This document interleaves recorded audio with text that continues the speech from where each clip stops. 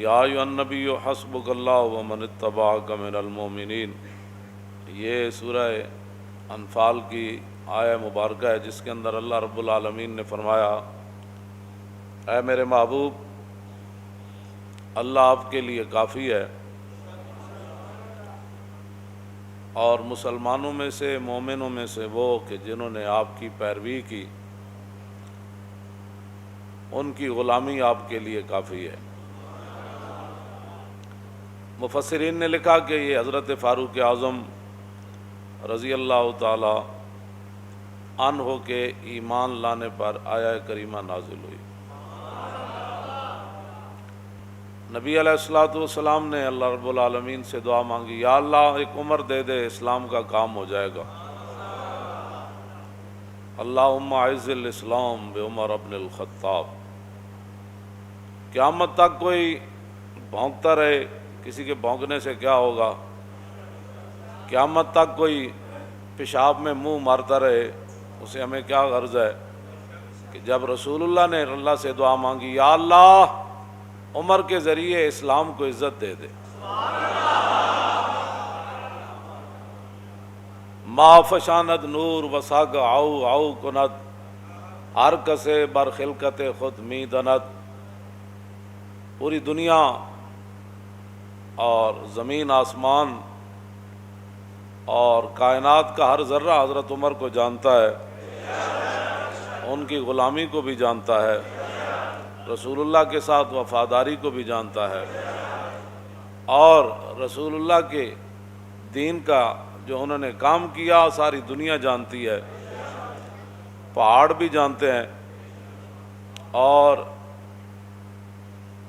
جو حیوان ہیں وہ بھی جانتے ہیں۔ جب فاروق اعظم رضی اللہ تعالیٰ عنہ کو لولو نے دو دھاری خنجر جو ہے زہر سے بجھا ہوا، زہر آلود، حضرت عمر پر دوران نماز، آپ نے اللہ اکبر فرمایا یا نہیں؟ صحابہ اس بارے میں واضح طور پر یہ بات ارشاد نہ فرما سکے کہ حضرت عمر نے اللہ اکبر فرمائی یا ابھی ہاتھ ہی اٹھائے تھے تو اس نے آپ پر حملہ کر دیا دوران نماز، تو آپ کا جسم مبارک جو ہے وہ کٹ گیا اور آپ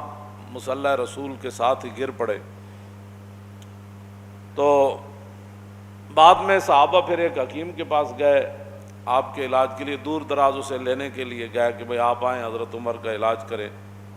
جب وہ حکیم صاحب صحابہ کے ساتھ آ رہے تھے تو راستے میں کہنے لگے میں واپس جا رہا ہوں، حضرت عمر کا تو وصال ہو گیا ہے۔ وہ کہنے لگے آپ کو کیسے پتہ؟ آپ نے فرمایا یہ جو بکری ہے نا دیکھ رہے ہیں، یہ جو فصل کھا رہی ہے یہ اس مالک کی نہیں ہے، یہ کسی اور کی بکری ہے جو غیر کا فصل کھا رہی ہے، اور جب تک حضرت عمر زندہ تھے تو بکریاں بھی غیر کا فصل نہیں کھایا کرتی۔ یہ اس بات کی دلیل ہے کہ حضرت عمر دنیا سے تشریف لے گئے۔ تو جو لوگ بے نماز ہیں، اور بے نماز بھی اس طرح ہیں کہ وہ جماعت کو کوئی اہمیت نہیں دیتے، کوئی شرعی مجبوری ہو تو وہ تو ہے، میں سب کے ساتھ یہ میں خطاب کر رہا ہوں، پوری امت کے ساتھ، کہ فاروق اعظم رضی اللہ تعالیٰ عنہ شدید زخمی ہو کر گر پڑے، اور لولو کو پکڑتے ہوئے مجوسی کو اور بھی صحابہ شہید ہو گئے۔ پھر ایک صحابی نے اس کے اوپر کمبل ڈالا، اس نے پھر اپنی گردن کاٹ دی تاکہ یہ راز راز ہی رہے کہ حضرت عمر کے شہادت کے لیے کہاں سے سازش چلی۔ تو بات جو میں کرنے لگا ہوں بہت بڑی بات ہے، اگر کسی کو سمجھ آ جائے کہ فاروق اعظم رضی اللہ تعالیٰ عنہ کو اگر بر وقت صحابہ اٹھا کر گھر لاتے، بر وقت علاج معالجہ ہوتا، تو یہ تو اللہ کی تقدیر ہے، اس کی میں بات نہیں کر رہا، لیکن جو بظاہر اسباب ہیں، بر وقت حضرت عمر کا علاج ہو جاتا تو ممکن ہے حضرت عمر بچ جاتے یا کچھ دن اور امت کو فائدہ ہو جاتا، لیکن حضرت عمر وہاں، آپ کا پیٹ مبارک کٹا ہوا ہے، خون بہہ رہا ہے، اور جماعت بالکل تیار ہے، تو نہ مسجد میں افراتفری مچی، نہ کسی نے جماعت کو چھوڑا، اور دو صحابہ کی لاشیں بھی پڑی ہیں وہاں، شہید ہو گئے، لیکن حضرت عمر نے عبد الرحمن بن عوف صحابی رسول کو فرمایا کہ آپ کھڑے ہو جائیں، مجھے یہیں زخمی رہنے دیں، آپ نماز باجماعت پڑھائیں۔